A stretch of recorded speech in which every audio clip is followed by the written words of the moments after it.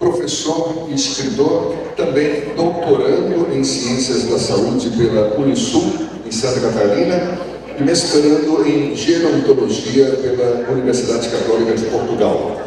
É graduado em Medicina pela UBRA, é especialista em cirurgia geral e cirurgia plástica e reconstrutiva da mama, autor dos livros Segredos para uma Vida Longa e Quebrando Tabus da Medicina. É sócio e diretor médico da VS Clinic e Spa Tour Life. É com muita honra que recebemos, sob os nossos aplausos, o Dr. Vitor Sorrentino, por favor. Fique à vontade. Bom dia, prazer estar aqui com vocês. Feliz é aquele que conhece a causa das coisas. Gosto muito dessa frase aqui de Virgílio, que foi um poeta romano. E começo então a nossa conversa com esse convite à reflexão.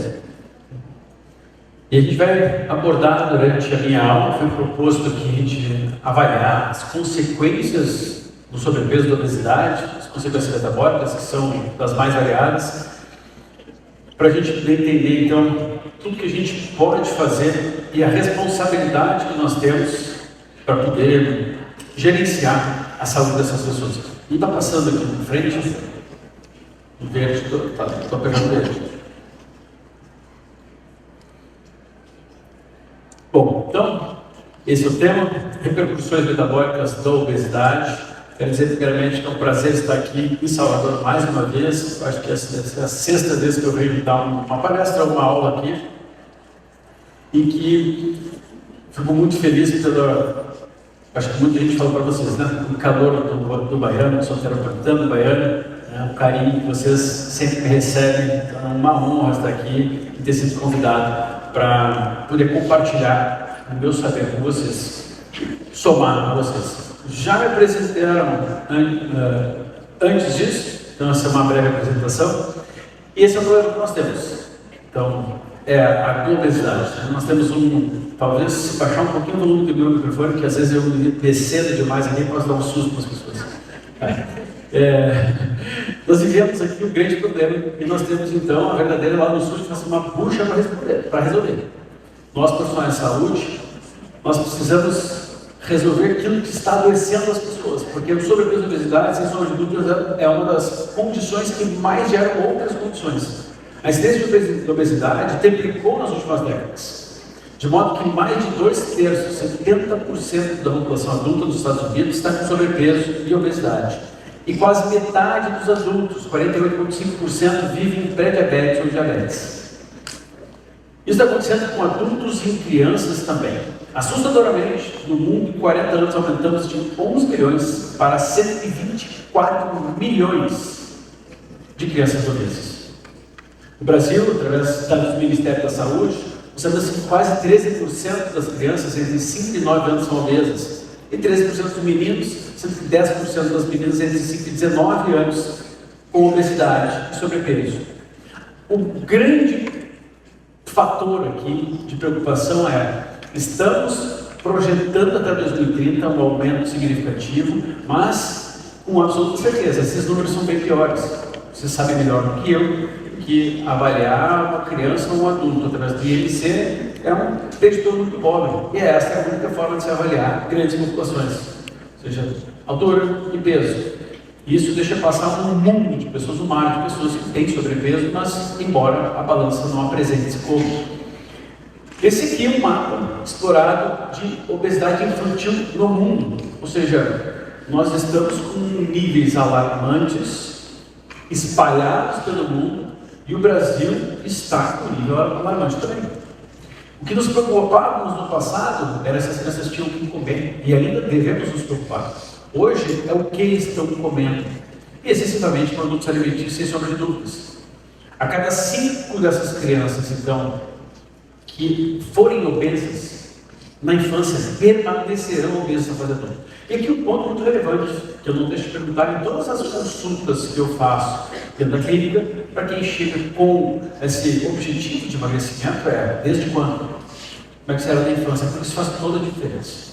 É muito difícil criar essa memória E tem vários aspectos que a fazem acontecer e depois a gente vencer essa batalha. A obesidade é considerada a segunda causa mais comum que pode formar em breve. A causa evitável, mais comum de câncer, superando o tabagismo. Então, essa é a missão que nós temos. E se vocês já entenderam que ela inicia na infância. E se nascia na infância, ela inicia antes da infância. Né? É no preparo gestacional, é na cultura alimentar dentro de casa. Mas quais são as consequências metabólicas? Isso são dados estatísticos. Por que o sobrepeso e a obesidade podem gerar tantas outras comorbidades? Esse é o caminho a ser explorado por nós aqui. Tem algum tempo rodando aqui, só para eu ter uma noção? Então, deixa eu até botar aqui. Não? Hã? Tá, mas eu vou colocar porque se deixar eu vou falar. Todo mundo aqui quer almoçar depois. Inclusive eu. Se a obesidade afeta todas as funções, a obesidade deveria ser estudada e compreendida por todas as áreas. Isso que eu falei na entrevista de fora. Por que evento que congrega diferentes áreas é tão importante? Porque a obesidade afeta todas as áreas. A gente vai ver aqui. São os interessados, são todos nós, independente das áreas. É muito feio perceber que nos últimos tempos há uma segregação tão forte das áreas da saúde. É o médico brigando com o dentista, que briga com o nutricionista, que briga com o outro. Ninguém está preocupado quem faz melhor. Cada um está preocupado com o que faz. Quanto mais você faz bem o que você faz, mais espaço no mercado você tem. Então fiquemos felizes com a união. Aqui está um ponto nosso de partida.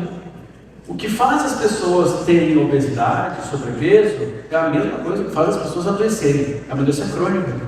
Então, se é o estilo de vida, se é as nossas escolhas, sabemos que mais de 80% das doenças crônicas são evitáveis por estilo de vida saudável. Então, aqui está o grande game changer.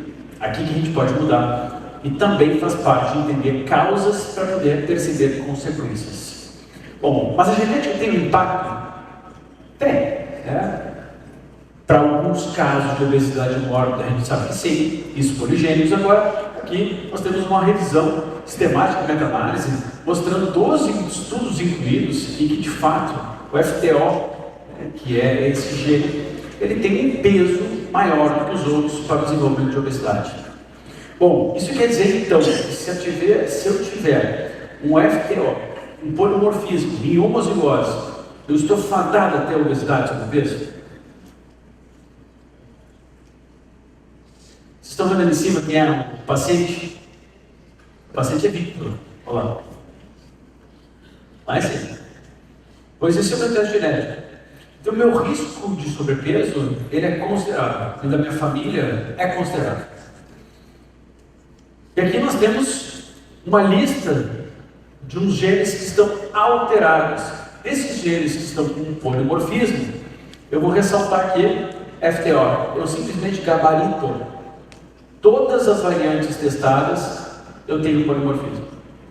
Então, eu tenho grande chance de ter sobrepeso e obesidade? Sim, mais um exame de Victor que tem, além de outros exames, outros polimorfismos que falam a favor de sobrepeso e obesidade. Minha avó era sobrepeso e obesidade, meu avô teve, meu pai era até mudar de vida. Mas a genética predispõe ou propõe, mas as escolhas pessoais é que dispõem. São nossas ações que ativam os genes da fortuna ou do fracasso. E é através desse entendimento que a gente vai entender como é que nós chegamos aqui. Por que o Brasil é o país segundo no mundo que faz cirurgias bariátricas? Os hábitos estão influenciando significativamente. E se estamos perdendo, vamos começar com o início do problema, no nosso entendimento como profissionais de saúde, porque senão nós não estamos conseguindo resolver. Qual é o nosso início de problema? Acreditar que é só diminuir caloria.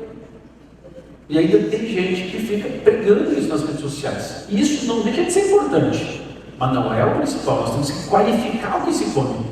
Porque nessa diminuir calorias se faz cada vez mais produto alimentício sem nada, esvaziada nutricionalmente. E a pessoa fica criada de comer muito mesmo. Ou seja, é só fazer isso para perder peso? Gente, é óbvio que não. É óbvio que não. E se fosse, nós temos que ajudar as pessoas a fazer. Mas, primordial, comermos comida. Então, se todos nós trabalhássemos o pressuposto que o que é aceito como verdadeiro é realmente verdadeiro, teria pouquíssima esperança no progresso.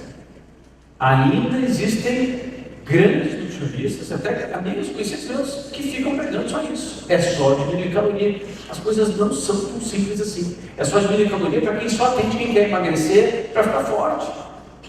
O caso ruim, difícil, que o médico pega lá, pode tentar fazer isso. Então, o balanço energético é uma das coisas. Avaliar polimorfismos, toxinas ambientais, programação metabólica, disrupção do ritmo circadiano, alterações do trato digestivo, disfunção de eixos hormonais, resistência insulínica, dano mitocondrial, desnutrição funcional, transtornos comportamentais, cultura de vitimização, também é um grande problema. Nós temos tantas coisas para avaliar que meramente você está na frente de alguém. Sabe, se você está comendo isso, troca por um pão integral light. Está comendo isso aqui, pega um queijo light. Isso aqui, pega uma coisa sem gordura, gente. Nós estamos em 2024. Nós estamos pensando não mais em qualidade de comida, é isso mesmo? Ou então pensando que só um aspecto vai resolver tudo. Vou voltar para vocês não tirarem foto e postar antes de WhatsApp. Eu prescrevo Ozempic muito. Eu prescrevo Japonjal. Sim, eu sou altamente a favor. Isso aqui é para chamar atenção num aspecto. Que não é só isso que resolve. Se alguém posta colocando o Vitor é contra, tem gente que fala, eu vou receber uma enxurrada de pacientes do Vitor. É contra o jeito, prescreve. Não faça sacanagem comigo. Então, qual é o problema? Que nós temos algumas soluções, algumas inacessíveis a muita gente. Remédios caros que estão chegando com grande impacto. Foi o maior avanço na área da obesidade que nós tivemos a nível de medicamentos. Só que só isso, contar só com isso, não dá, porque muitas pessoas depois voltam a ganhar peso, ou porque o remédio perde a sua sensibilidade, pode acontecer, ou porque não aguentam ficar o resto da vida usando remédios. Então, emagrece muito? Sim, está aqui, emagrece em relação ao placebo, ótima alternativa. E cada uma dessas canetas que chegarem são ótimas alternativas, desde que, claro, sejam cumpridos todos os protocolos que precisamos a nível de segurança em estudos e, claro, a segurança na prescrição. Maravilha! A tendência é, sem receita, todo mundo sai usando a torta direita. Tá? Infelizmente. Mas estamos aqui para falar de ciência. Agora, o que ninguém vê nesse emagrecimento? A preocupação está aqui. Por que as pessoas tendem a não conseguir estabilidade de resultados? Não é só por falta de remédio, porque há aqui um outro problema. A perda total de emagrecimento, de peso de massa magra, é de no máximo 25%. Ou seja, se alguém perdeu ali 10 quilos, a gente tem que pensar que esses 10 quilos, no máximo 25% deles, pode ter sido, seja 2,5, de massa magra. Mas o que na página 58 do anexo online desse estudo, ou seja, ninguém abre, tem que ser um doido que gosta de verificar tudo, que sou eu. O que diz na página anexo? Tem que entrar no site, abrir o anexo, olhar a página do negócio, pensando o que as pessoas estão perdendo de peso. Está aqui, em média, 40% de massa magra. Então, aqui nós temos um problema. Não é que o remédio é o problema. É que ou a gente pensa integrado ou não dá. É o que eu falo para os médicos. Ou você prescreve Ozempic com uma nutricionista do lado, com um treinador físico do lado, ou não dá, meu amigo. Não dá. Quem está disposto a pagar não sei quanto por uma caneta, vai investir em nutrição, vai investir em educação física. Precisa. Porque isso aqui para a gente é ruim. Se a pessoa perde tudo isso, depois para ganhar novamente é muito difícil. E aqui está um dos segredos do fracasso. E embora haja uma viralização de, então é só botar mais uma oxandrolona, que é assim que tem que ser feito. Mas isso aí deu um pouquinho de enjoo, então bota mais uma Nalzedron. Não, mas isso aí também deu um pouquinho de intestino preso. Quanto mais um remédio para o intestino. Mas aí a pessoa está meio fraca, faltou um avanço. Só que não se faz mais isso. Se entrega em tudo. Toma um remédio para dormir, mais um avanço, mais isso, mais oxidona, gente. As coisas não podem ser assim. Vamos avaliar e às vezes só começar direitinho, com uma dieta bem feita, um hábito bem feito, já é muito. Parece que assim, a vontade de fazer grandes, tudo que dá, para tirar foto antes e depois, para poder viralizar ou ganhar paciente. Nós estamos aqui para servir as pessoas. O paciente chega me agradecendo e fala assim: você não tem que agradecer, eu sou um prestador de serviço. O meu compromisso é com a sua vida, é com preservar a sua saúde. Sim, emagrecer se você quer emagrecer. Então, essa preocupação, ela é perfeitamente adequada à frase de Mencken, que para todo problema complexo existe sempre uma solução simples, elegante, mas completamente errada. Achar que só o remédio deve resolver o problema do paciente? Não. Mesmo que ele queira isso, tudo bem. Uma coisa é o paciente: eu quero só o remédio, não quero fazer mais nada. Tudo certo, eu te acompanho, eu estou aqui para te ajudar. Outra coisa é você achar que o remédio vai embora, toma tudo isso aqui, mais um soro, milagroso, vai para casa. Não. Eu estou sendo leviano com a vida de outro. Não posso sim. E por que o músculo é importante? Porque sim, é o tecido muscular que nos ajuda. Tanto o intestino como o pâncreas e as citocinas anti-inflamatórias dependem do tecido muscular. Esse é um estudo publicado na Rheumatology. Por quê? Porque a doença autoimune, ela necessita de estímulo do músculo para poder ter mais um contribuidor de prevenção, gerenciamento e remissão. Então, não preciso ser assim, mas não posso ser assim. Só que esses dois têm o mesmo peso. Quanto mais massa magra a gente conseguir preservar, melhor para nós. Então, no processo de emagrecimento, nós precisamos da massa magra, porque é ela que vai nos dar metabolicamente atividade para conseguir preservar resultados e manter explorando resultados. E tem como fazer isso? Tem. Exercício resistido, ou seja, quero fazer um tratamento, eu preciso aprender a fazer resistido, eu preciso. É uma necessidade de colocar isso ao paciente. E preciso aumentar a ingestão proteica, que por si só não é fácil. E às vezes a gente vai precisar de um suplemento. Por quê? Eu gosto de carne, sou gaúcho. Não é fácil atingir 0,8, não é fácil. Gramas por quilo por dia, ainda mais tomando um remédio que tiver fome e que faz com que o estômago digira mais lentamente e o intestino também. Então, adaptação e entendimento global. E o exercício é só porque ele dá massa magra? Não. O exercício induz uma inflamação, e essa inflamação induzida pelo exercício, com a contribuição das citocinas anti-inflamatórias para fazer a resolução, o que vão fazer? Esse ensaio clínico multicêntrico aqui do cérebro randomizado, ele foi identificar se a interleucina 6, induzida pelo exercício inflamatório, tem um efeito semelhante em humanos ao que ocorre em roedores, que melhora a função das células beta-pancreáticas, a inflamação do exercício. E a homeostase da glicose através de quem? Da caneta natural. E o que eles acharam? Sim, há um estímulo muito importante à LPU, ou seja, eu posso usar as canetas, posso fazer o que eu quiser, não tem problema.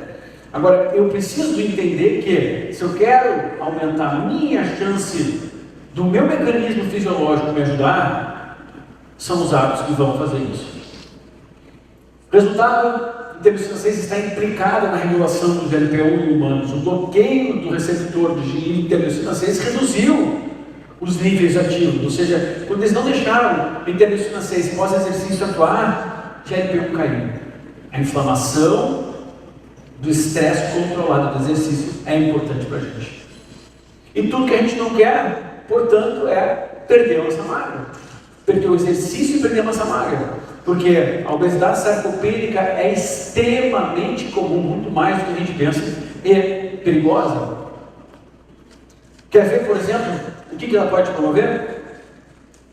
Esse estudo avaliou tomografias de cerca de 3.000 pacientes com câncer de mama, localizados sem metástase ao longo de 6 anos em 3 grandes centros dos Estados Unidos. Avaliaram variáveis aqui que foram a quantidade e densidade de massa muscular e a sua relação com gordura corporal. Mas o que tem a ver? Analisar mulheres com câncer de mama sem metástase ao longo de 6 anos. Será que havia uma correlação em quem tinha melhor massa muscular e quem tinha a metástase depois ou não? Qual foi a conclusão? Sim. Pacientes com obesidade sarcopênica tiveram um aumento de taxa de mortalidade de até 40% de mortalidade em relação àquela composição normal. Ou seja, o sobrepeso impacta em sobrevida pós-câncer também. Mas nós sabemos que não é só sobrevida pós-câncer. Sobrepeso e obesidade aumentam o câncer, o risco de câncer. Aqui está um efeito de consequência. Quer ver esse efeito? Por que acontece? Essa meta-análise analisou o efeito da inflamação crônica. E aí que está um ponto.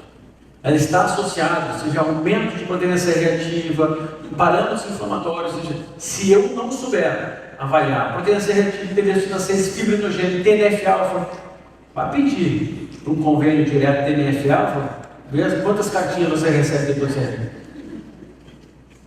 e continuo recebendo. Porque eu preciso ver meu compromisso com o paciente, não é com o convênio. E o que acontece? Aumento desses marcadores inflamatórios, aumentam todos os tipos de câncer. Como é que eu vou imaginar se a pessoa está em risco se eu não meço? E depois, tratar do câncer, como eu vou avaliar se ainda continua em risco se eu também não meço?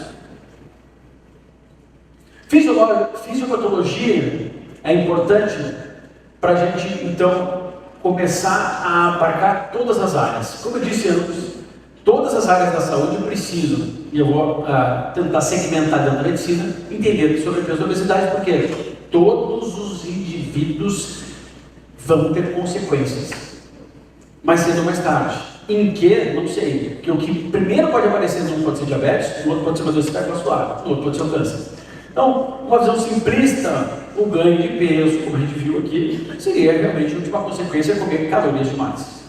Mas existe uma interação intrincada entre fatores genéticos, ambientais, psicossociais. Isso tudo tem que ser trabalhado. Avaliar fatores genéticos, ambientais, escolhas psicossociais que medeiam a ingestão de alimento. Então, não é só tirar a fome. O que a comida representa para a pessoa, qual é a cultura alimentar, ela tem que mudar. Dentro, então, da patologia, da fisiopatologia, nós temos um problema no quanto se gasta, que a gente já falou aqui, no quanto se ingere, que é natural, as pessoas comem demais, mas o impacto que promove na microbiota intestinal, dificuldade agora com o microbioma alterado, de produção de ácidos graxos de cadeia simples, ácidos graxos saturados de cadeia curta, alteração em neurotransmissores, tudo isso a gente vai ver aqui. Leptina, grelina, já foi falado antes na palestra anterior, e sim, alguns riscos de polimorfismos genéticos. Nesse estudo, a gente consegue avaliar então que lá em cima está o gasto, mas quem controla o gasto? Neuropeptídeos. Esses neuropeptídeos, eles se localizam no hipotálamo, numa área muito nobre do hipotálamo. E essa área do núcleo arqueado, ela tem uma rede muito permeável de vasos sanguíneos para que todo estímulo hormonal chegue ali. E quando chega esse estímulo hormonal, rapidamente eu tenho que sentir saciedade, prazer, excitabilidade. Então, quando eu como algo que excita demais o açúcar, eu tenho uma liberação de dopamina e prazer. Quando eu como uma grande quantidade, eu tenho também liberação de dopamina, de serotonina. Então, tudo isso tem que ser percebido. E a depender de como chega a insulina, a glicose, a leptina, a grelina, Y, eu vou ter CCK, eu vou ter então esse controle de neurotransmissores. Tudo vai acontecer por lá. Por isso é que medicamentos já foram avaliados em roedores, a gente não consegue ver em seres humanos, para ver se realmente fazem efeito. Por exemplo, a liraglutida lá no começo, em roedores, mostrou ser capaz de modular o MC4R. Ou seja, opa, eu tenho ali então uma grande oportunidade para diminuir a fome e principalmente a recompensa. No final das contas, o que a gente quer? Diminuir a gordura, mas o porquê? Porque a gordura gera excessiva, gera inflamação, e a inflamação promove glicação, oxidação e disrupção de eixos hormonais. Então, se a gente for concentrar tudo, como é que a gente faz para resolver esse troço? Que a gente tem, todos temos, mas em excesso é altamente nocivo. Pode ver que essa inflamação de baixo grau, ela gera danos em todos os órgãos. E se a gente fosse resumir, são esses 4 pilares que são extremamente alterados. Eu não quis colocar aqui esse controle de expressão gênica, porque, na verdade, isso aqui faz desse controle de expressão gênica. Então, eu poderia falar aqui um desses temas. Mas vamos lá. Se concentra muito em glicação, porque o excesso de consumo de alimento, principalmente derivado de carboidratos, farináceos e açúcares, acaba gerando muita glicação. E a glicação se dá por resistência periférica à insulina. E se eu tenho glicação, eu tenho formação de EIs, produtos de glicação avançada, que vão fazer um estrago global. Você percebe que, então, a pessoa com sobrepeso, mais chance de infertilidade, seja mulher ou homem, de diabetes gestacional, toxicidade no embrião, teratogênico, Alzheimer, aterosclerose. Bom, a minha aula podia ser só essa imagem. E isso que eu estou falando só de glicação, não estou falando de inflamação, de oxidação, de perda de hormese. Mas vamos a cada área. Aumenta o risco de câncer? Sim, nós já vimos que sim. Quanto? Sobrepeso e obesidade, que são dados do Cancer Research UK. Todos. Precisamos resolver a obesidade.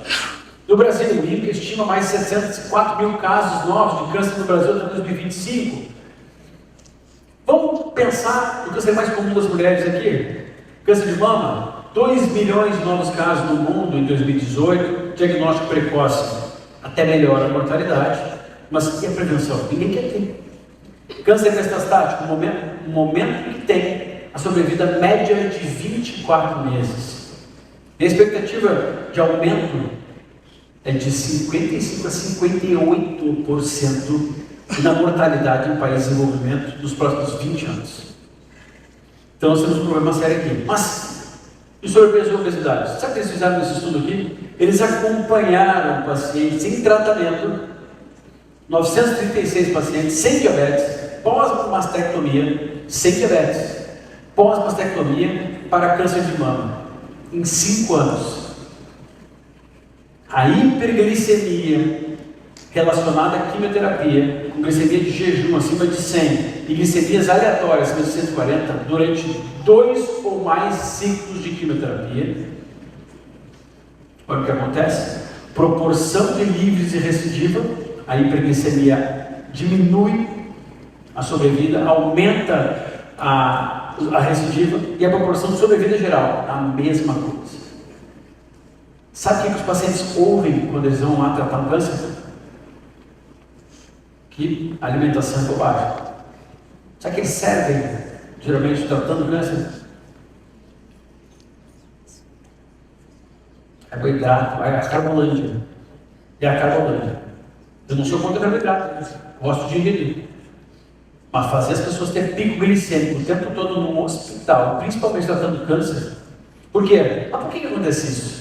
Porque o oncologista, ele não é mau, mas não está nem aí para isso, ele nem sabe. Isso é coisa do endócrino.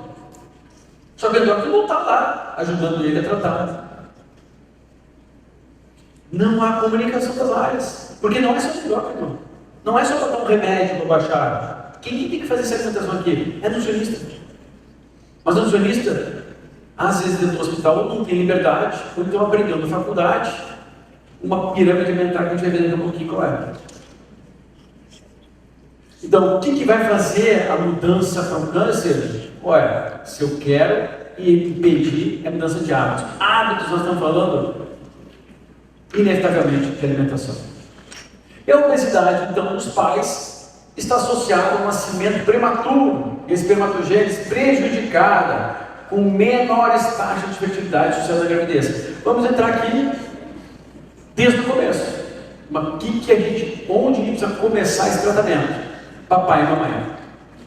Nesse estudo, mostra direitinho uma figura muito bonitinha, até vou mostrar para crianças, que é o excesso de consumo calórico de má qualidade vai fazer com que nós tenhamos aumento de radicais livres, aumento de inflamação, de glicação, situações inflamatórias, piora de fertilidade. Vocês acham que isso está acontecendo hoje? Você sabe quanto que diminuiu a fertilidade masculina nos últimos 10 anos? 42%. Radicais livres, citocinas inflamatórias, para o homem é muito mais fácil de medir do que mulheres, são os termogramas. Então nós temos um grande problema aqui inicial, que atinge o início da vida. Eu quero ter o início de vida, já tenho um problema. Agora, eu quero engravidar. Qual um dos aspectos mais complexos dentro da medicina e mais simples de entender? Complexo da medicina é que uma mulher com ovário policístico é tratada como se tivesse a solução dos seus problemas através do anticoncepcional. Isso não é solução clínica, só de sintomas. E quando a gente sabe que mais de 98% das mulheres que têm ovários policísticos têm como base resistência insulínica. A resistência insulínica acontece por alimentação. Eu tenho tendência, também tem tendência à obesidade. É a alimentação. E isso já prejudica também quem quer engravidar. Só que se eu não resolvo e fico dando anticoncepcional e só largo a hora que eu quero engravidar ou vou fazer um tratamento, uma mãe com resistência insulínica passa com muito mais frequência genes alterados para as crianças e tem mais risco durante a gestação. Então aqui nós temos fertilidade feminina com relação com as doenças, desordens nutricionais levam a desnutrição funcional, as desordens ou doenças relacionadas à nutrição, obesidade, síndrome metabólica sobe, e o estilo de vida, tabagismo, álcool, toxinas, ambiente, isso tudo impacta na fertilidade. Vocês veem que cada um desses pontos tem comida. Vocês precisam aprender a comer melhor. E a obesidade materna, então, aumento de risco de parto prematuro, complicações gestacionais, hipertensão e diabetes gestacional, aumento de risco na prole, não é só para ela, na prole, de doenças cardiovasculares, diabetes, obesidade, asma, problemas cognitivos, desordens neurológicas, alterações imunológicas, danos ao DNA e malformação. E os homens ficam fora disso? Primeiro, homem com sobrepeso e obesidade tem grande risco de desenvolver o que a gente chama de hipogonadismo da obesidade, que é um caos para a saúde do homem, não só para o bem-estar. E por que isso acontece? Porque o acúmulo de gordura faz com que a gente tenha resistência à leptina, resistência à insulina. Isso vai fazer com que eu tenha menos saciedade e coma mais. Isso vai fazer com que eu tenha um aumento, por conta da gordura, da aromatase, aumento do estradiol, feedback negativo, disfunção do eixo HPG, portanto, pituitária gônadas, e aumento da aromatase, eu tenho então feedback. É um looping que não acaba nunca. Então nós temos um impacto da obesidade e da fertilidade, óbvio, tem nos hormônios, tem na fertilidade. E aqui a gente tem incontáveis danos, mas não só para os testículos, para o cérebro também, mas para o corpo como um todo. E a obesidade masculina, mas afetaria a prole. É a mãe que está com a barriga de um bebê dentro. Sim. Que os homens se sintam mais responsáveis, porque existem diferenças de marcadores epigenéticos entre homens obesos e magros na metilação do DNA, na expressão gênica e do sangue do cordão umbilical dos seus filhos. A obesidade provoca um verdadeiro estrago geracional. O peso e o status de envelhecer dos pais influenciam independentemente do pai e da mãe. O peso ao nascer, a obesidade e diabetes dos seus filhos. Então, sobrepeso e obesidade, eles já impactam no início da vida. E sabendo que uma criança com sobrepeso dificilmente melhora na fase adulta, o principal que nós temos que fazer é esse convencimento. Não existe possibilidade, portanto, de se resgatar saúde em condições crônicas sem planos alimentares. É comida, gente, não é falta de remédio. É ensinar a comer. Porque se afetado no início da vida, mas ficou um pouco distorcida, você consegue ler? Bom, nem precisa ler. Só precisam entender que tudo é alterado. Esse aqui é um artigo maravilhoso, é Open Access. Só clicar esse negócio no Google, se vocês quiserem, vocês conseguem baixar. Ele exige uma série de consequências para crianças. Isso é importante para convencer os pais, os adultos, porque responsabilidade do sobrepeso do filho. Ah, mas o meu filho gosta tanto de comer isso. Mas quem que compra? Ah, mas no colégio tem que estar, mas em casa tem que ter também.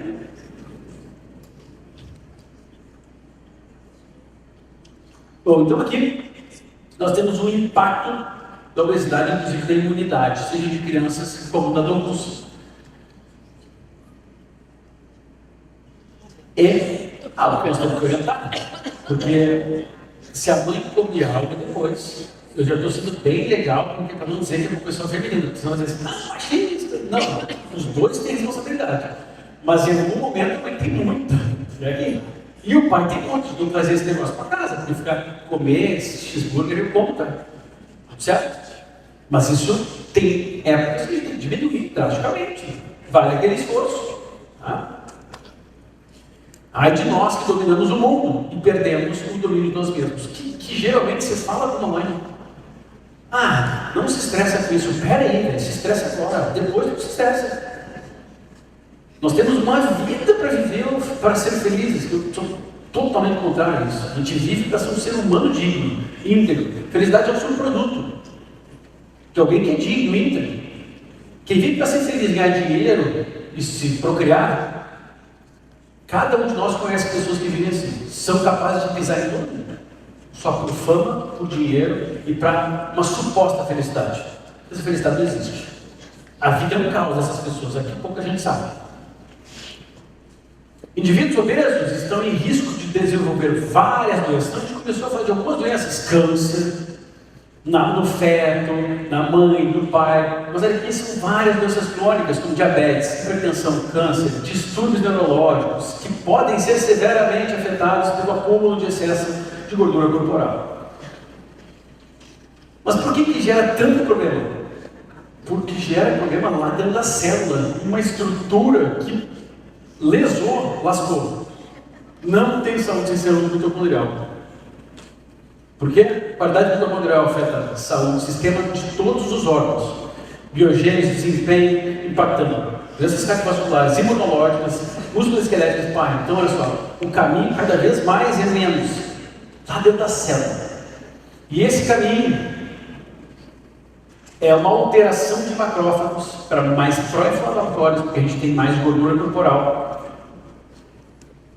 Que são as espécies criativas de oxigênio, disfunção mitocondrial, e esse excesso de comida vai levar a uma sobrecarga, e essa sobrecarga faz com que a gente tenha uma redução de beta-oxidação, resistência insulínica.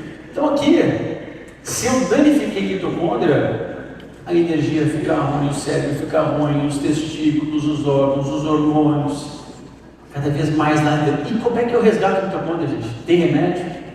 Não tem. Tem soro? Tem aqui, hábitos. E os hábitos não são fáceis. Então lembrando que se eu altero o tipo de adipócito, eu tenho inflamação. E essa inflamação faz um desbalanço, em que eu começo a secretar inflamação e principalmente dentro dos hepatócitos eu tenho uma disparada de desequilíbrios na produção de energia e manutenção de energia. Aqui vocês têm uma ideia, esse artigo, um outro artigo maravilhoso. Os efeitos inflamatórios do adipócito em cada condição, ou seja, ele participa mal para tudo. Novamente, eu poderia dizer que isso aqui já resolveria toda a minha aula. Por quê? Porque o sobrepeso não é uma questão de estética, não é simplesmente querer, não é um preconceito, não é nada disso. São indivíduos que têm um sobrepeso, que estão acometidos com uma doença muito importante e que, bem ou mal, vão em algum momento ter doenças crônicas, e vamos ser um pouquinho mais extrapolar. O que aconteceu na pandemia? A gente foi proibido de sair na rua. Por quê? Porque supostamente a gente colocava o risco a outras pessoas e também porque a gente ocuparia leitos de hospital, né? Pois as pessoas com sobrepeso e obesidade são as que mais ocupam o leito de hospital. Então nós precisamos ajudar muito elas. Aqui então o dano à mitocôndria, levando também dano ao cérebro. E quando a gente tem a micróglia superativada, a gente tem neuroinflamação, eu tenho outro caminho terrível. Então, vamos repassar rapidamente quais são as estratégias. Então, percebe que aqui não tem remédio nenhum. Para emergência mitocondrial, tudo isso. Vocês acham que usar 50 remédios, um para cada coisa, resolve tudo isso? Não. Então, se não resolve, temos que ser mais responsáveis dos pacientes e os tratamentos serem integrados. É uma reeducação.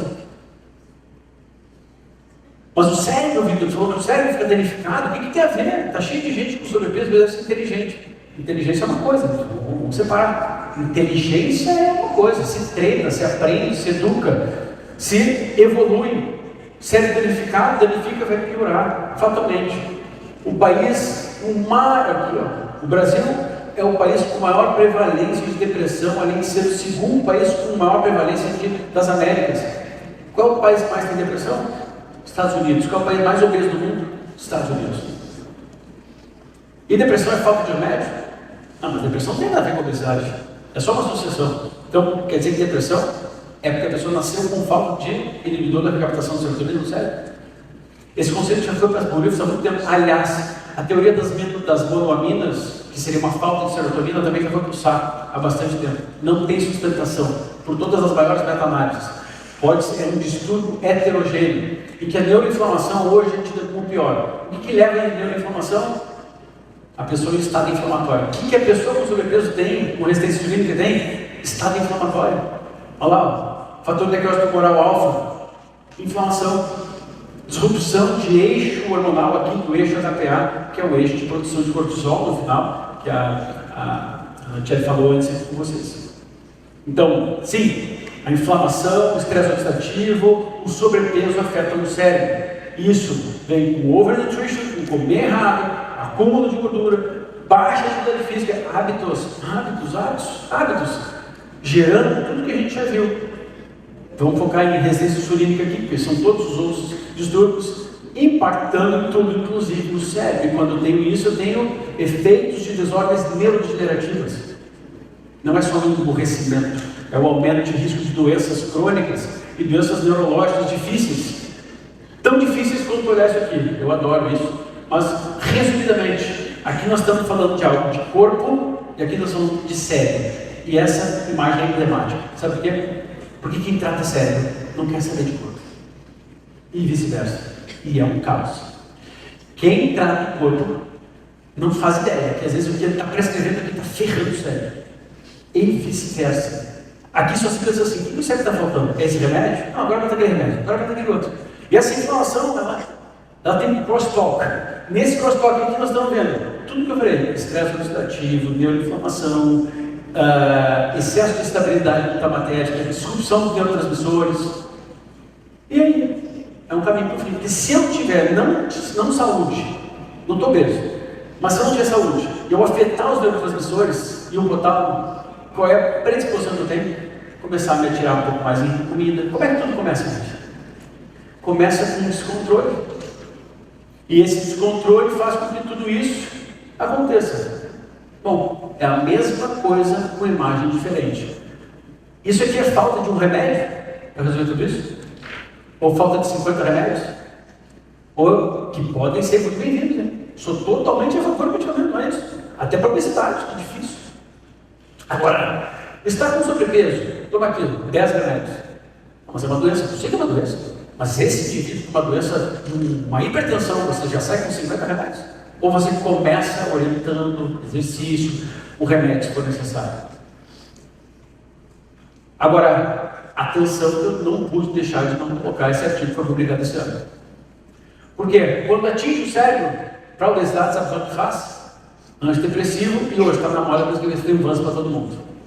Que mais um estudo, você sabe que a pessoa com sobrepeso e obesidade, ela tem mais risco cardiovascular. Bom, os resultados desse estudo, publicado no JAMA Psychiatry,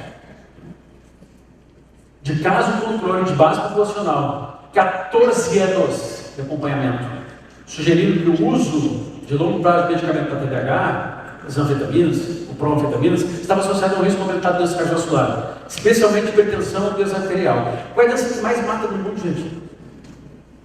Doença cardiovascular, continua sendo, um infarto. Está errado prescrever Vans? Não está. Mas, simplesmente que a pessoa não está com energia ou não está com algum sintoma, você tem que prescrever para todo mundo, porque faz parte, o emagrecimento tem que dar tudo que dá. As coisas não são assim. Nós temos que cuidar do paciente, tal como cuidaremos devagar nós. Essas descobertas destacam a importância de ponderar cuidadosamente os riscos potenciais. Volto a dizer, todo remédio tem possibilidade de uso, está tudo certo. Mas não é tudo que dá. É orientação, é entender e calma. Vamos ver ponto a ponto o que é necessário para cada um. O monitoramento se torna ainda mais crucial, considerando o número crescente de indivíduos envolvidos no uso do medicamento, não só quem tem diagnóstico de TDAH. Mas isso é novidade? Não é novidade. O JAC já tinha publicado há muito tempo de que essas proanfetaminas aumentam o risco cardiovascular. Então vamos ponderar em que o cérebro afetado ele pode ser melhorado através de todo o contexto da estratégia alimentar, hábitos, remédios e, se for necessário, de medicações da psiquiatria também, sem problema nenhum. Voltando aqui, eu não posso botar uma coisa para ferrar uma ou outra. Supostamente porque, não, a obesidade é terrível, a gente sabe que é terrível. Mas a gente conhece muita pessoa com sobrepeso que está lá com 70 anos e está vivendo assim, né? Às vezes até sem tomar remédio. Quer dizer que ele é saudável? Não. Mas eu apavorar alguém, sair dando tudo que dá, e de repente eu provocando até a morte dessa pessoa, é vulnerável. Bom, risco cardiovascular. Sim, sobrepeso por si só aumenta tudo isso. Aqui. Essa revisão é muito boa também do European, no seu site. Tudo. Todas as doenças cardiovasculares podem ser pioradas com sobrepeso e obesidade. Mas por que isso acontece? Inflamação. Mas por que essa inflamação acontece? Adipócitos secretando resistência insulínica. Aqui nós temos que as intervenções que normalizam, reduzam as concentrações plasmáticas de insulina podem desempenhar um papel fundamental na prevenção e tratamento de declínio relacionado à idade, obesidade, diabetes, tipo 2, cardiovasculares e câncer. As drogas ou estratégias, os dois podem ser conjugados, que reduzem a hipersecreção de insulina, normalizam a secreção pulsátil, ou seja, eu tenho uma chance com estratégias em conjunto com medicamentos, sem problema nenhum. Agora, com isso aqui nós não vamos conseguir nunca. Essa é aquela pirâmide que eu falei, é a pirâmide do hospital, não do hospital da obesidade. Mas não tem como. Como é que alguém crê que a comida principal da vida é isso aqui? E eu ainda temos que seja um miojo. Provavelmente não tem condição. Então, vamos partir. Exemplo. Ah, mas gordura faz mal, porque gordura, a pessoa está com gordura. Esse exemplo aqui é uma meta-análise. Nada menos do que uma meta-análise de efeitos aleatórios, fixos, para analisar diferenças médias antes e depois da dieta cetogênica, cheia de gordura.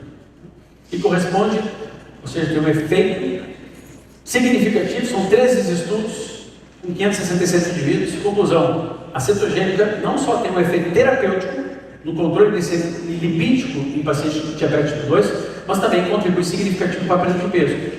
Não é só a cetogênica que existe. Eu só estou colocando principalmente a cetogênica aqui, por quê? Porque para resistência insulínica não tem nada melhor. Bom, agora fazer alguém ficar em cetogênica muito tempo está muito difícil. Mas a cetogênica é totalmente contrária ao mainstream. Qual é o mainstream? Gordura mata. Ah, Vitor, mas tudo bem, gordura não mata, mas saturada sim. Será, gente? Muito cuidado. Cuidado com os conceitos pré-estabelecidos. Primeiro que só não existe só uma saturada. São 3 tipos de saturada. E mais, essa aqui é a maior meta-análise até hoje de ensaios clínicos randomizados para avaliar onde que tem gordura saturada, principalmente carne, né? Hoje há uma demonização de carne vermelha. Eu acho que isso conta o vermelho da carne. Não consigo entender o que é.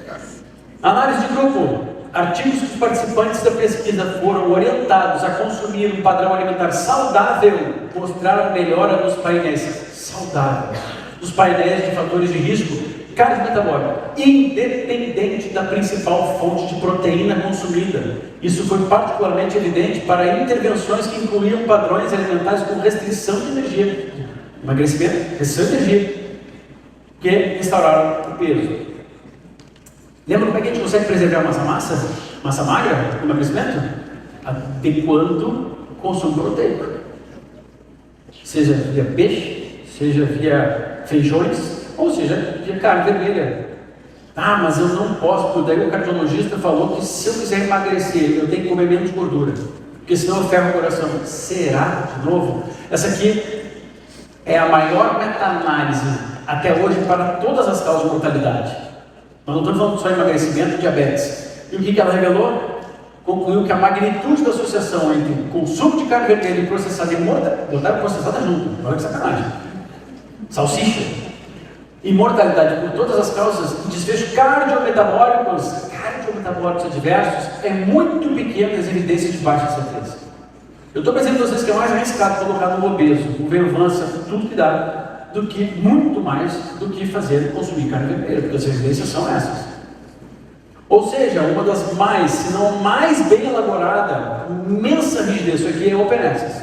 Você pode botar no Google, se vocês quiserem, se não for no PubMed, e vocês baixarem, lerem na íntegra.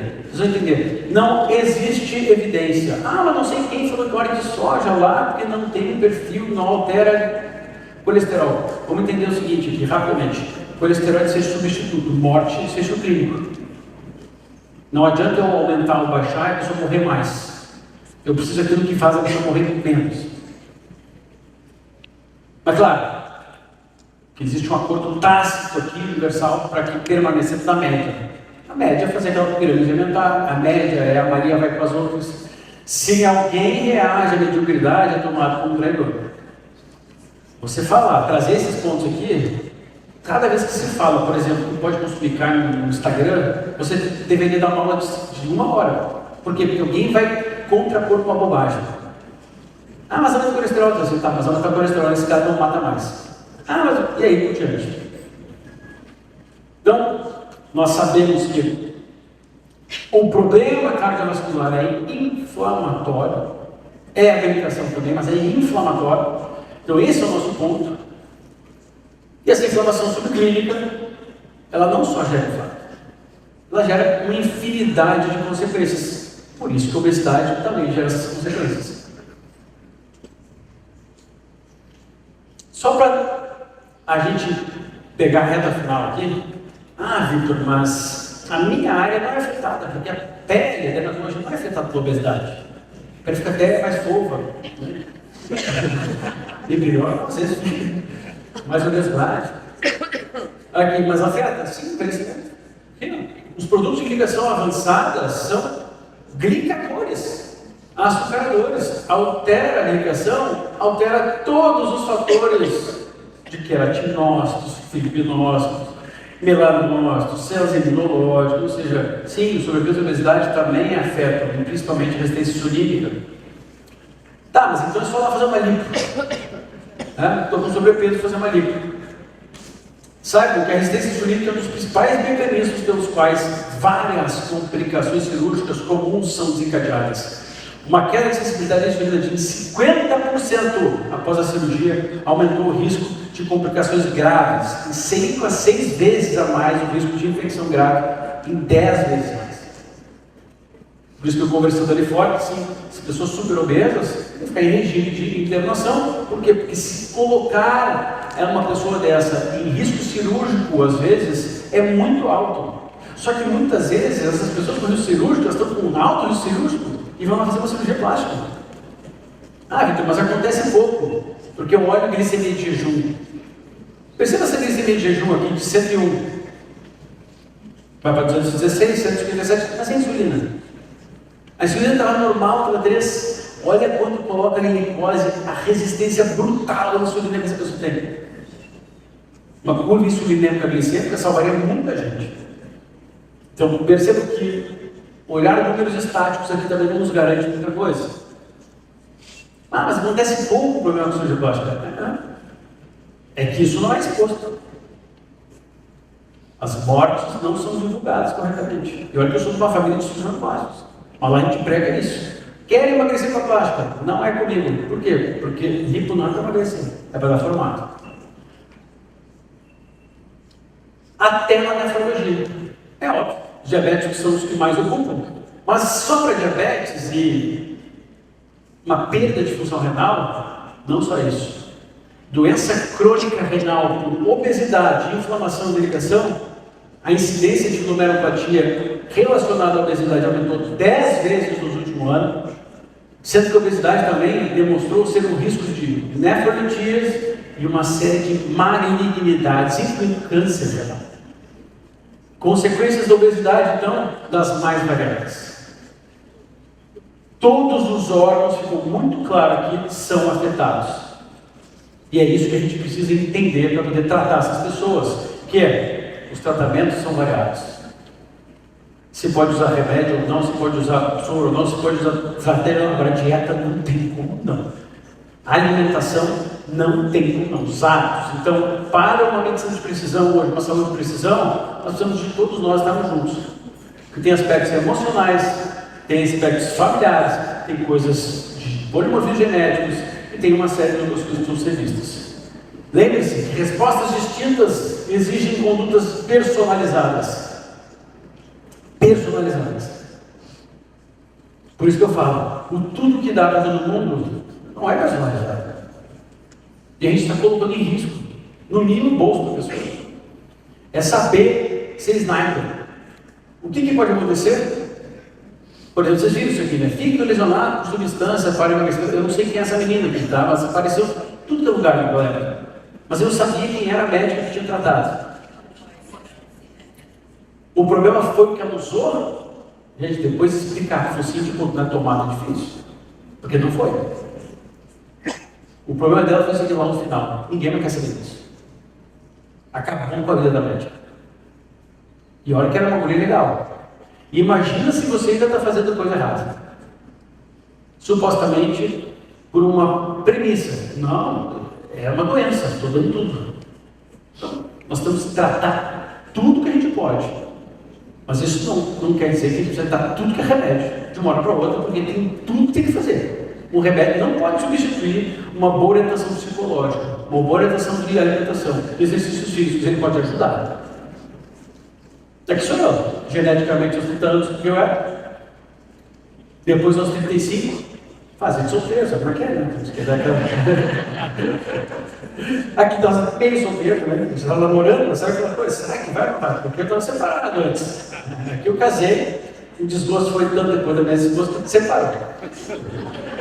Era a primeira vez que eu vim em Salvador, eu trabalho, eu vim com essa mesma esposa. Ela deu uma franquia de uma loja aqui, foi maravilhoso. Que foi uma pessoa maravilhosa, que eu amo até hoje, amo, né? Minha esposa sabe disso, é um amor, todo mundo que passa na minha vida me deixou uma marca positiva, mesmo que tenha deixado qualquer coisa negativa. Eu sou incapaz de dizer que não gosto da pessoa, e principalmente minha esposa. Eu acho incrível que pessoas possam conviver durante um tempo, amarem-se e daqui a pouco se odiarem. Elas não entenderam o que é amor, nunca entenderam. E aqui a gente, depois dos 38, eu estava mais tranquilo, né? Estava pensando, vou, não engajo ligado. Mas aqui, 45. Olha, é possível a gente mudar, dependendo da nossa genética, e criar essa cultura dentro de casa. Porque dentro de casa existe essa cultura. Eles quererem ser o papai e a mamãe. E verem fazer exercício dentro do ambiente saudável. Então, é isso que a gente tem que incentivar as pessoas. Incentivar isso, fazer tudo isso, você vai ser fora da média. Porque só 2% das pessoas produzem mudanças. 13% vão ver. Apoiar se for cômodo naquele momento. Né? Porque a hora que te jogar para lá, de lixo, por supostamente qualquer coisa, vamos juntos. Não tem firmeza daquilo que creem. E 85% nem percebe. Vamos continuar sendo massa de manobra. Vocês conhecem Confúcio? Alguém já ouviu falar sobre Confúcio? Confucionismo é muito forte no Oriente. E o Confúcio foi um grande homem, deixou um legado maravilhoso. Pensando em legado, e pensando no nosso compromisso enquanto profissionais de saúde com os nossos clientes e pacientes, eu acho que começar por Confúcio já é muito bom.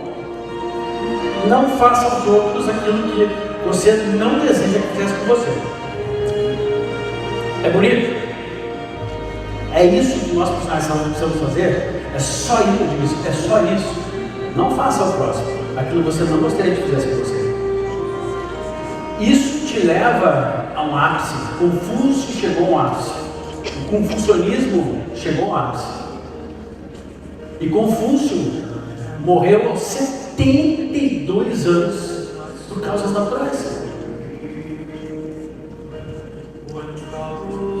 E tem lá, foi sepultado, enaltecido. Não se fala mal de Confúcio. Mas por que ele não tem contraposição violenta? Porque Confúcio é morno. Não faça aos outros aquilo que eles não querem que faça com você. Ele tem amor, mas ele é morno. E a Bíblia diz que os mornos são piores dos que os frios ou os quentes. Forte isso, né? Como assim? Sim. Deus diz que é pior. O Criador diz que é pior o morno. Agora, eu convido vocês a fecharem os olhos um pouquinho. Porque essa música fala sobre alguma coisa mais do que ser morto. Eu queria que todos vocês levantassem agora. Levantem junto comigo aqui. E fechassem os olhos. Para a gente terminar pensando. Nada melhor do que terminar sem pensar no palestrante. O bom palestrante nos leva a pensar na nossa vida. E ele vira um detalhe da vida. Feche os olhos agora. Essa música ela fala sobre aquilo que nos eleva. You raise me up. Você me leva para cima. Inclusive quando eu estou de joelhos. Ele estava se referindo a mais do que o confucionismo. Confúcio morreu muito bem, aos 72 anos de idade, morreu, foi sepultado, e não tem ninguém que odeie Confúcio. Agora, tem um outro indivíduo que morreu aos 33 anos de idade. E que aos 33 anos ele foi odiado. Tanto que foi morto da pior forma que um ser humano podia morrer naquela época. Era crucificado. Mas ele tinha uma outra frase forte. Faça aos outros aquilo que você deseja que fizesse a vocês. Eu convido vocês a abrirem os olhos para escolher que tipo de vida que vocês querem ter. Se é não fazendo aos outros, se é sendo morno, ou se é fazendo aos outros. Independente se você é cristão ou não. Porque eu sou muito aberto a todas as crenças que levam a nossa evolução e transcendência. E eu faço um convite a vocês, independente de serem cristãos ou não, a imaginar que essa vida foi uma vida digna, foi uma vida de exemplo, foi uma vida transformadora, que mudou o mundo. Nós estamos em 2024, após isso. E que foi um ser que deixou a mensagem de família, respeito, amor, ação.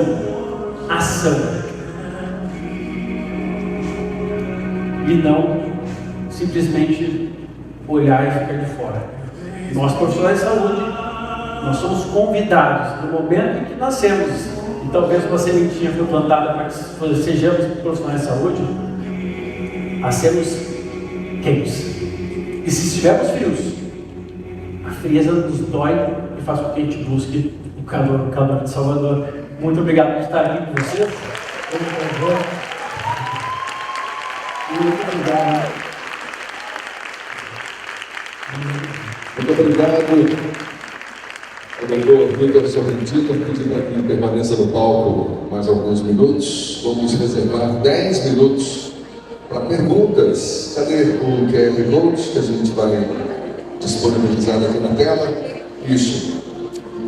Mesmo esquema, podem fazer suas perguntas por escrito para que eu possa recebê-las aqui também e Vitor possa dar as respostas para os curiosos. Deixa eu acessar aqui perguntas.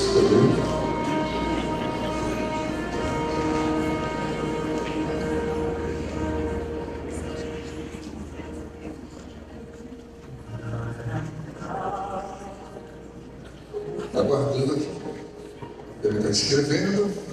Uns 10 minutos, tá? A gente reserva para esse momento, para depois então partirmos para a última palestra de hoje.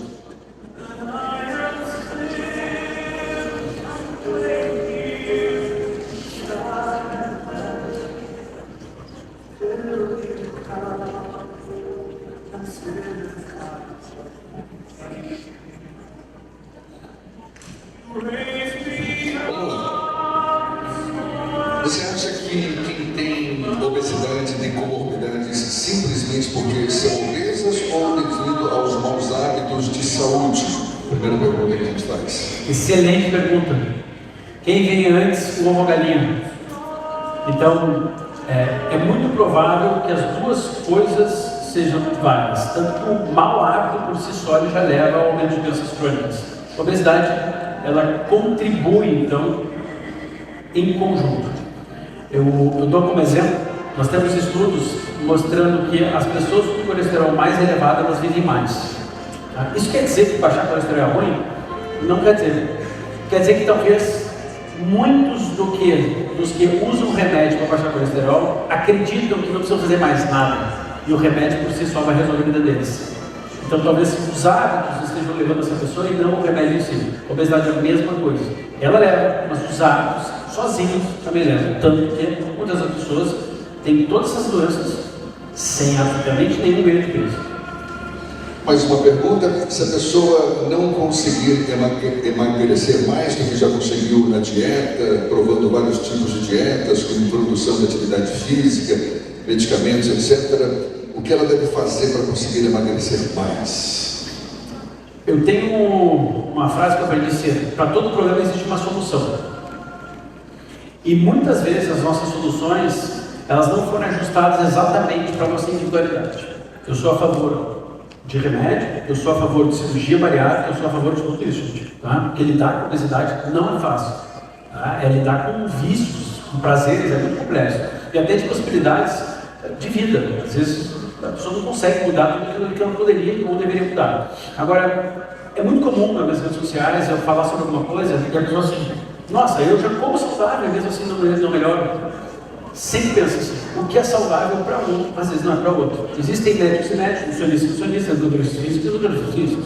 Você vai fazer, às vezes, a mesma pessoa com um educador físico, do jeito dele vai resultado, e o outro não.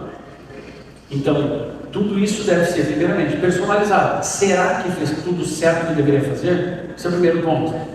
Aí, segundo, sim, e será que não tem outra coisa mais importante que você não está vendo? E aí eu vou destacar uma coisa que tem sido cada vez mais elementar e funcional: o aspecto emocional. É muito difícil, porque a última coisa que a pessoa quer é mexer em emoções profundas. Então, a minha crença e minha vivência sempre tem algo a mais, mas também sou totalmente a favor de casos a casos, indicar cirurgia bariátrica, ou seja, lá o que for. Tem a pergunta da Priscila: já participaram Verena, Leandro, agora Priscila. O que o doutor acha do aumento cada vez maior de suplementar T3 para emagrecimento? Eu também não sou a favor. Aliás, apesar de fazer parte aqui do movimento de medicina funcional integrativa, até gosto do nome funcional porque o integrativo se desviou e se perdeu muito. Não sou a favor de colocar a rodo, mas eu respeito o direito de quem prescreve, desde que ele tenha responsabilidade com a prescrição e a responsabilidade mútua. O paciente escolhe aquele médico, que é médico, e o paciente escolhe, ele tem responsabilidade por ter escolhido, porque hoje em dia, através de redes sociais, internet, você consegue ter um discernimento bom. O T3 é um remédio que outrora já foi até pensado no passado, até com estudos, para ajudar, através do Citomel, lá nos Estados Unidos, que hoje tem no Brasil também, por um processo de emagrecimento. É temerário que se pense num hormônio da tireoide para o processo de emagrecimento, sabendo que tem tantas outras formas de auxiliar. E a utilização, para aqueles casos que têm necessidade de indicação, ela continua válida. Afinal de contas, existem pessoas que têm indicação clínica, independente de emagrecimento ou não, por conta de um processo de hipotireoidismo e de uma dificuldade de conversão, o polimorfismo, os ladeios de análise, ou seja lá o que for. Então, não sou a favor desse uso abusivo que hoje está sendo. Mensagem da Renata, parabéns também sua palestra. E como você equilibra o tratamento medicamentoso e as intervenções de estilo de vida no manejo da obesidade, garantindo que o paciente tenha um suporte adequado para alcançar resultados duradouros sem comprometer sua saúde metabólica. Eu não consigo garantir. Infelizmente ninguém consegue. Quem fala que consegue está mentindo. Porque a gente, para conseguir, a gente tem que conseguir fazer tudo o que a pessoa precisa para a vida dela. A gente não faz para nós. É uma ilusão. Então, sim, nós estamos ali ajudando. Eu tenho a oportunidade de os meus pacientes serem acompanhados por uma equipe multidisciplinar. Não tem paciente que passe por mim. Não interessa qual a condição que ele tenha. Sem passar pela minha nutricionista e outro médico e uma enfermeira. Eles têm esse suporte. E mesmo assim, eu posso dizer para vocês que durante um tempo a gente pode ter sucesso, às vezes insucessos. Infelizmente, algumas condições, doenças, a gente pode falar assim, poxa, estabilizamos e bora lá. A sobrepeso, a gente não pode ter. Tem pacientes que já emagreceram mais de 60 quilos, naturalmente, e depois, por um problema de família, alguma coisa, em 6 meses ganhou tudo. Essa é a dificuldade de lidar com esses pacientes. Vou fazer mais 2 perguntas, vou agrupá-las numa só, para a gente poder respeitar o tempo previsto para hoje. A Juliana, ela pergunta qual o seu posicionamento em relação à dieta mediterrânea, que aconselha carne vermelha com uma menor frequência semanal. Se você acha que LDL alto, isolado, sem outras comorbidades, pode ser fator de risco para doenças vasculares. E a Vitória, que parabeniza pela sua palestra também, gostaria de saber se o açúcar em si é um dos causadores do câncer. Ótimo. E olha que ele está fazendo essas 3 perguntas para alguém que tem diagnóstico de TDAH e que o diagnóstico foi feito pelos 3 principais especialistas do Brasil e que não toma remédio nenhum. Isso já põe em xeque muitas das coisas que a gente acredita, independente das autoridades. Estou usando esse gancho, por quê? Porque existe um conceito estático, primeiramente, que as gorduras são nocivas porque aumentam, principalmente as gorduras saturadas, aumentam o LDL. Isso pode ser verdade. Na individualidade, existem pessoas que com aumento de LDL podem ter mais risco cardiovascular. Só que os estudos todos refutam de que é só o LDL mais importante. O estudo publicado, faz 2 semanas, mostrou que mais importante do que o LDL é a apolipoproteína B. Eu já falo isso há muitos anos. Mais importante do que isso é LDL oxidado. Mas mais, um estudo publicado em 2019 confirmou isso. E ele fez um estudo só, e foi o estado da arte. Só, chama-se The Power of Zero. Para quem não conhece esse estudo, também é open, né? Acho que tem que pagar, mas é The Power of Zero. Por que foi considerado o estado da arte na cardiologia? Porque esse estudo pegou para analisar somente indivíduos com hipercolesterolemia familiar, LDL acima de 250. E ele fez score de cálcio em todos eles. E ele confirmou: LDL não pode ser simplesmente associado diretamente ao desfecho primário, tá? Foi um desfecho primário, nunca tinha infartado, com desfechos cardiovasculares. Por quê? Porque a maioria daqueles pacientes tinham score de cálcio 0. Lembre-se, 0 não formaram absolutamente nenhuma placa calcificada nas coronárias. Mas quer dizer então que não houveram alguns que formaram, e muitos também não, tiveram muitos que formaram. Ou seja, a medicina das evidências, ela não pode nos engessar a dizer: ah não, se o estudo do Power of Zero mostrou que o LDL alto não está relacionado diretamente com calcificação ou então aterosclerose, então eu deixo qualquer coisa. Não, você tem que entender quem são esses indivíduos. Por que aqueles com LDL alto, naquele estudo, quais as características deles? Isso vai conectar com a dieta mediterrânea. E a gente vai entender, existem pessoas que precisam baixar, outras não. Pessoas que precisam diminuir a gordura saturativa dela longa, outras não. E a dieta do Mediterrâneo, ela entra nesse ínterim, porque ela é muito politicamente correta no sentido de que, então, se não tem tanta gordura saturada de cadeia longa, tanto porque o peixe que já não é pescado e é criado, já muda a estrutura dele, ele come ração. Mas, então, os peixes, os vegetais, os vegetais de baixo amino, a variabilidade dos vegetais, os mediterrâneos, a dieta mediterrânea é uma dieta que se come aquilo que tem da época que tem. Veja a Europa, eles têm muito essa premissa, o tomate mais da época, aquele é o da época. E lá não se tem essa variedade toda que nós temos, inclusive no Brasil, de alimentações. Então, o porquê que a dieta mediterrânea pode funcionar? Porque ela pode funcionar para o Mediterrâneo ou para outra pessoa, quando na individualidade daquele indivíduo. Primeiro ele consegue fazer. Vai prescrever a dieta mediterrânea com um paraense.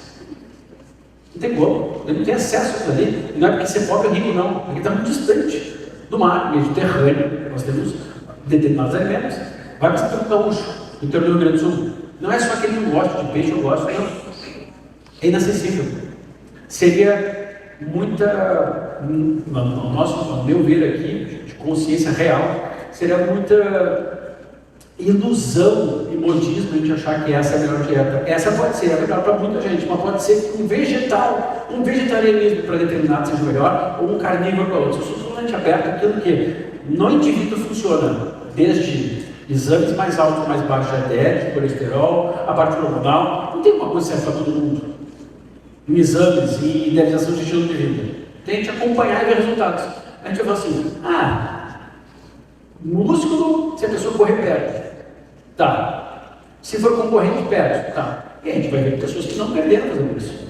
O que a gente pode fazer? Orientar o geral e olhar o individual. O médico, o profissional de saúde, ele tem que olhar o individual. Pode ser que aquele indivíduo seja exceção e está tudo bem se for exceção. Esse é o cara que vai ser exceção e leva para frente. Açúcar é a mesma coisa. Eu não sou contra o consumo de açúcar, eu gosto de doce. Mas tem algumas coisas que nós temos que se posicionar meio radical, porque a população não entende. A gente diz assim, olha, transar sem camisinha aumenta muito o risco de HIV. Mas ninguém quer saber. Está todo mundo transando sem camisinha. Então nós, como profissionais de saúde, em alguns aspectos, eu acho que cabe a gente ponderar um pouquinho mais e ser um pouco mais incisivo, como o açúcar é nocivo. Agora, não quer dizer que todo mundo possa consumir, mas aquilo ali não pode ser diário, aquilo ali tem que ser uma exceção à regra. A exceção pode ser 3 dias por semana, já é menos do que 4. Em alguns temas, portanto, eu tenho um temor dessa coisa, mas isso é terrorismo nutricional. Não, cara, é alguém querendo ajudar a população. Porque seria terrorismo infectológico falar que transar sem camisinha é pegar AIDS. Todo mundo está com AIDS. Né? Vai depois do carro, nossa, fazer um teste. Eu já fui, não é porque Salvador, porque as pessoas se soltam, né? Esquecem e não vivem a vida. É terrorismo falar que pega? Não, pode pegar. Mas a gente entende como profissional de saúde que a gente tem que levar uma mensagem um pouco mais estática para algumas questões, para ajudar as pessoas a entenderem que aquilo ali, tudo bem, tem que ser exceção. As demais perguntas que eu não citei, eu peço a gentileza para a produção depois encaminhá-las ao próprio Vitor para que possa respondê-las, enfim, fazer contato com quem fez as perguntas. Muito obrigado, doutor Vitor. Mais uma vez. Parabéns.